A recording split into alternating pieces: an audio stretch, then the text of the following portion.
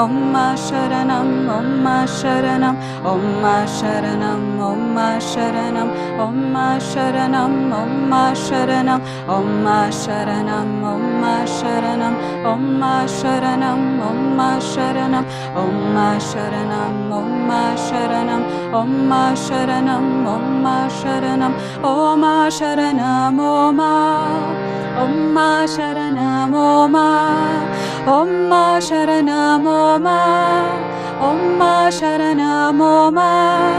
Om Sharanam, Om Om Sharanam, Om Om Sharanam, Om Om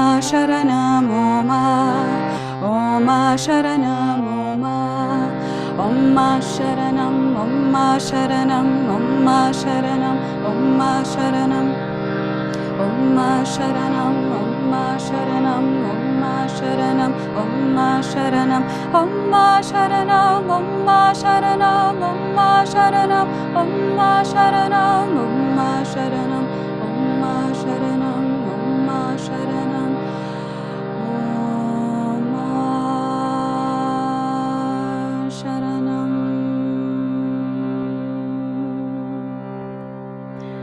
One last time, all together. Om Sharanam, Om Sharanam,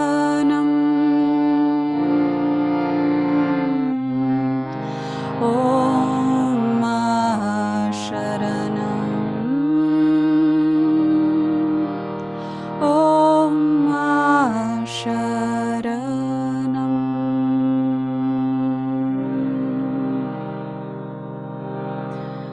Om Shri Shri Anandamayi Mata Ki Jai.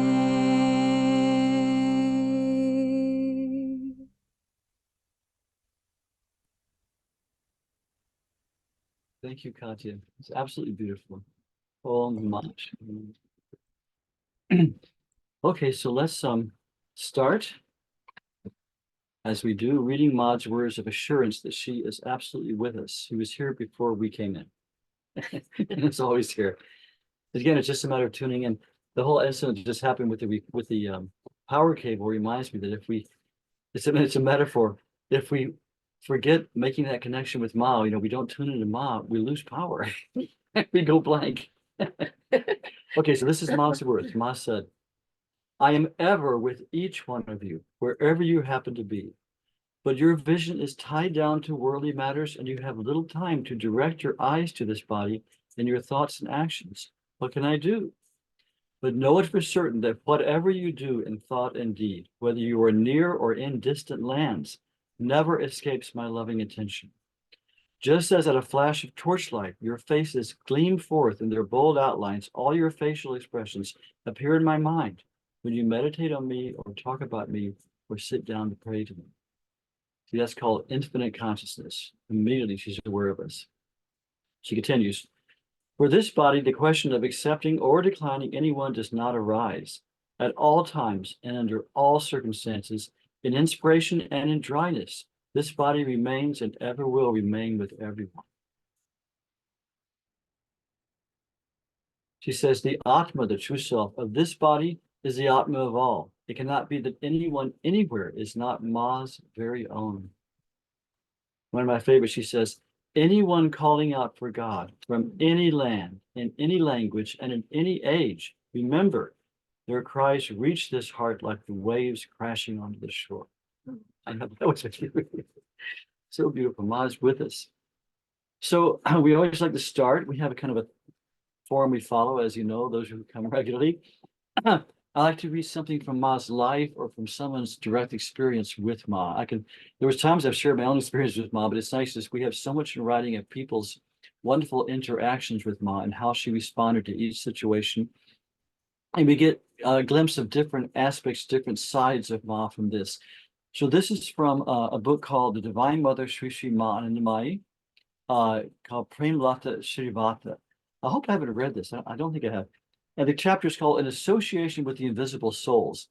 And Ma said many times that she really didn't sleep. I don't know how Didi survived. Because Guru Preeti would sleep next to her, to be be a ready for her service any time of the night. And she would lay still for an hour or two, then she would sit up and talk to Didi. But Ma said, when you see this body lying, presumably asleep, all that's happening then is all the discarnate souls who don't have physical bodies are coming and interacting with me the way you do when I'm awake. So she's never got a rest. So here from this book, the author says, various gods and goddesses, invisible souls of long departed sadhus and seers and other souls were in constant communion with Ma. Sometimes she would acknowledge them outwardly, or at other times communicate with them and deal with them in the same way as she would with her earthly devotees. She had her own ways of communication, even with plants, birds, and other creatures. We have beautiful stories of Ma, about Ma, plants talking to Ma, and Ma coming to save them, Ma interacting with trees, so beautiful things. The author continues. Ma said, quote, the happenings of the invisible world can be reflected in the living world also. The body which you see here also reaches to the other invisible world. Important point. If this is a dream, then everything in the world is a dream. They come to this body as you all, and sit as people, and their presence can be felt by touch also. They spend hours together as there is no time limit for them, unquote. So that's very interesting. So see, as I told you about how there was a yogi, I think his name is Dattabal, who was able to kind of leave his body and go through all these astral regions. And one time he sat in front of Ma and said, Ma, come with me. And Ma just said, you go, I'm fine. And so he left his body and he went into all these high astral beings. When he came back, still sitting in for Ma, he said, Ma, everywhere I went, you had a body manifested there and you were helping and healing and teaching people. So when we leave this physical body, no problem. Ma will be where we will go wherever Ma is. It also just shows, even though she no longer has a physical body in this world, except for in the samadhi where her body is entombed, she's still totally interacting with us. Okay, let's continue with this. So the author, Premlata, continues. Once while resting in the Vrindavan ashram, Ma said she could not sleep. She said, this body's ears are buzzing with the sound of drums and cymbals. They are, she said, pointing to subtle bodies, singing and dancing, encircling this body. When the construction work at the Kashi ashram was in progress, 2 Shivlingams were found during the digging. Both Shivlingams were to be consecrated on the auspicious day of the coming Akshaya Tritiya. Before this day, subtle bodies gathered around Ma, rejoicing by singing and dancing around her as Shiva. Ma once said the departed souls usually appear only on necessary occasions. Ma said, quote, often these unembodied souls ask for something you people ask for, so their rest and sleep does not come in the way as it appears. But unlike you people, they are not so restless all the time. Neither do they counter-argue. Good point also. If the discussions are going on smoothly, you can take it for granted that the spirits are participating and cooperating. They are as much a reality as you all around this body. Unquote. In response to their prayers for spiritual initiation, Ma would sometimes advise offering in their names into the Ganga, holy river Ganges, the sanctified leaves of Tulsi or Bilwa. Those are offered to Vishnu or Shiva. With the mantra written on it with sandal paste. So you see, Ma would give initiation by writing the mantra on one of these leaves and then offering it in the Ganga, and the soul would receive it.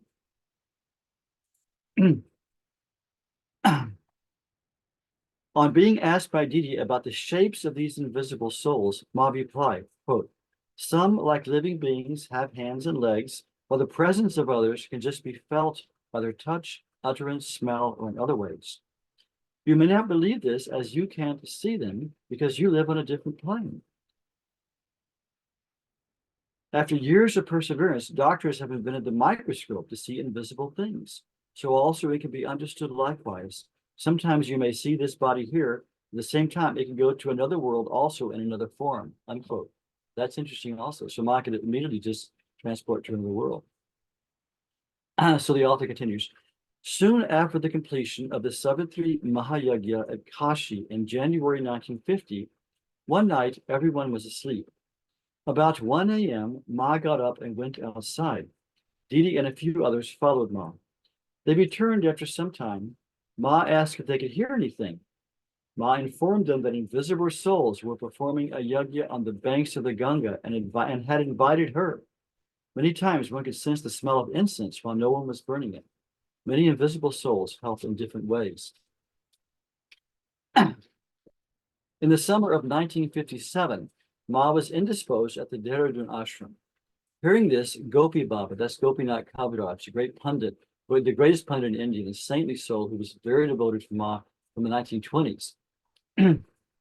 Hearing this, Gopi Baba from Kashi, Yogi Bhai from Ceylon, he was the ruler of Durga Singh, he was the ruler of Ceylon, and he met Ma and his wife, his whole court, and eventually his whole kingdom became avid devotees of Ma, and Ma called him Yogi Bhai because he was a great practicing yogi, and he's the one who inspired the Samyan Sapta, which happened every year. Okay, so let's continue. Okay, hearing this, Gopi Baba from Kashi, Yogi Bhai from Ceylon, Hari Baba, and Avaduchi from Vrindavan, two great saints, all reached Dehradun because Ma was indisposed. One night when Ma's condition had worsened, it is said that Yogi Tailing Swami, who left his body some 60 years previous, descended and squatted by Ma's bedside. Spirits of many great departed souls visited Ma that night and prayed for her recovery. It is said Ma started recovering from that very night. Guru Purnima of 1958 was celebrated at Ceylon. As recounted by Ma later, the soul of Bholanath's brother, the late Revati Mohan, stood in the way that Ma was to pass. As she approached, she involuntarily uttered the Mahamantra, Hare Krishna, Krishna Krishna, Hare Hare, Hare Ram, Ram Ram, Hare Hare. The soul had waited for 40 long years to hear this holy mantra from Sri Ma's lips. Who knows when, where, and in what way Ma will shower her blessings on somebody. Beautiful. She continues. Yogi Bhai and his wife, Rani Shashti Prabha, had a desire to build a cottage at a solitary place on the hilltop of one of the idyllic hills of Shimla and dedicate it to Ma Anandamayi. But before they could realize and fulfill their wish, Rani Shashi Prabha died in March 1948 at the young age of 45. Yogi Bhai, who had now taken the path of celibacy and service, strived to fulfill his wife's cherished desire and built an imposing structure and invited Ma to grace it.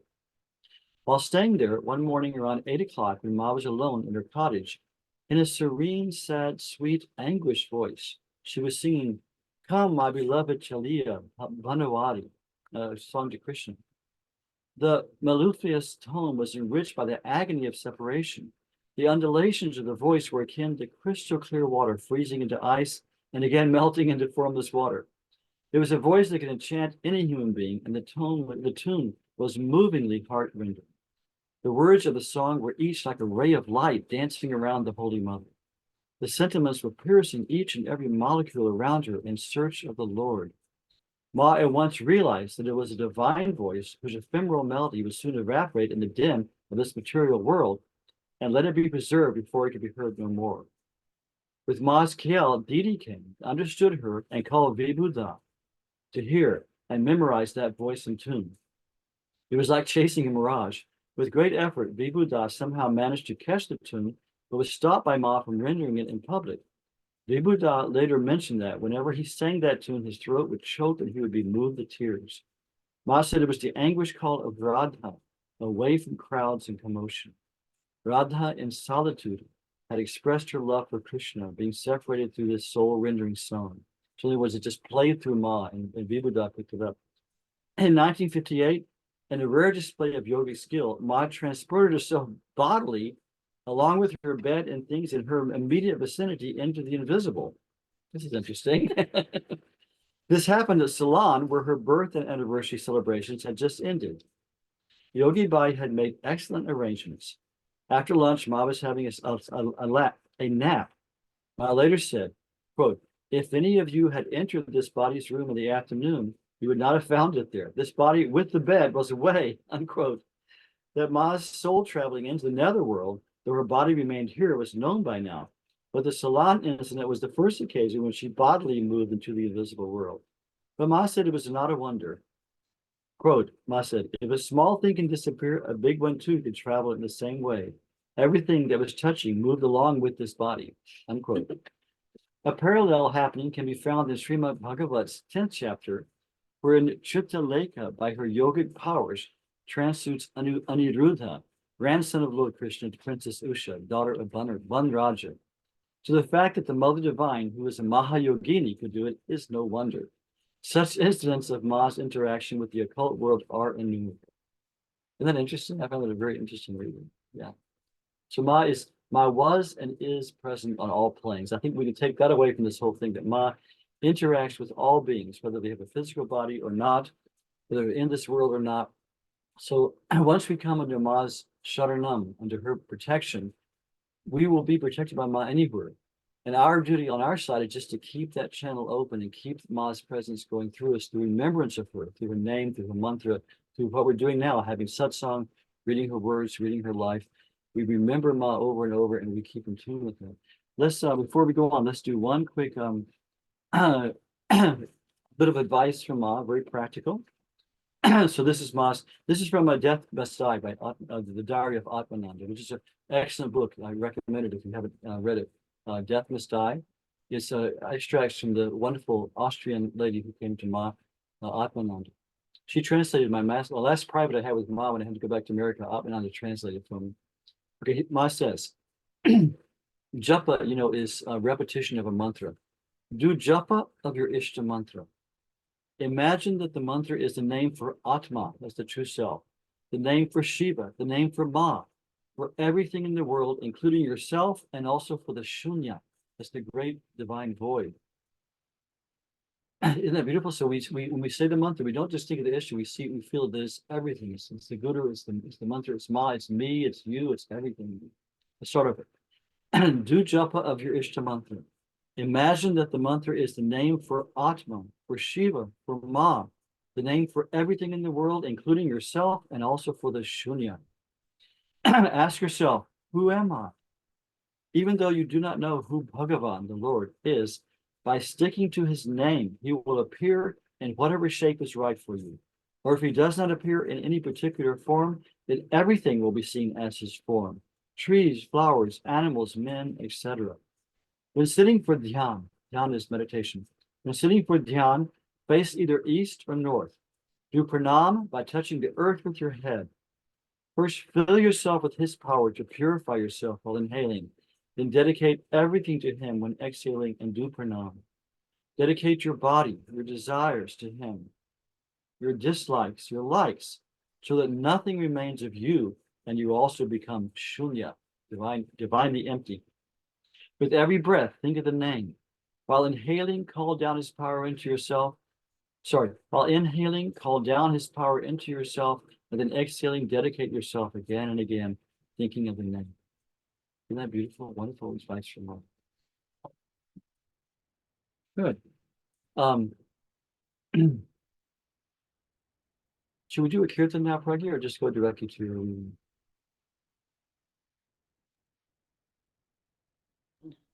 Yes, let's do a kirtan. Okay. So we'll do that during the another one.